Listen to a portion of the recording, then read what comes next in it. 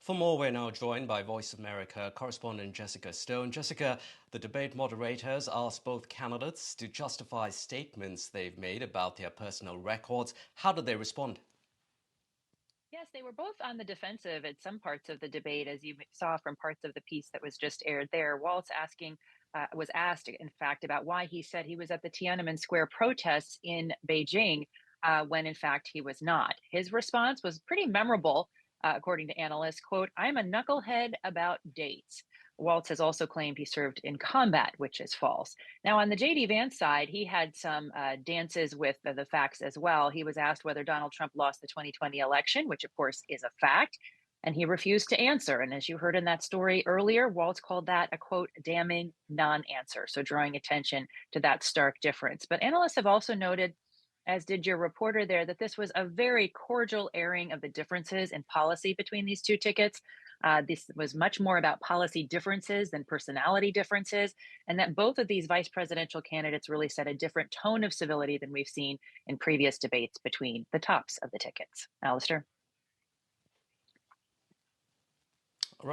Right. So, Jessica, the big question, of course, how much will this debate move the needle for those undecided American voters? We still have some more data to gather in the next couple of days, especially with those all important undecided voters. But a CBS News poll taken during the debate of voters literally put them almost dead even, 42% going to Vance, saying he won.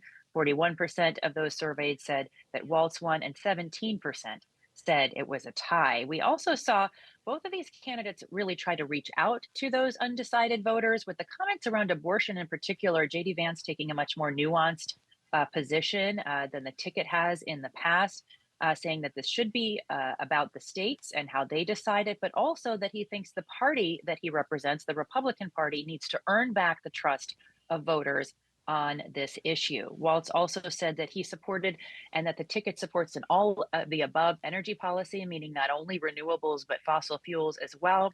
Um, he tried to reassure voters about the cost of gas, and that's, of course, a huge election issue. So, both of them taking the time Right. to reach out to those voters because, as we know, they can make a huge difference. Back to you. Thanks very much indeed. That was Jessica Stone, Voice of America correspondent, joining us here on NDTV.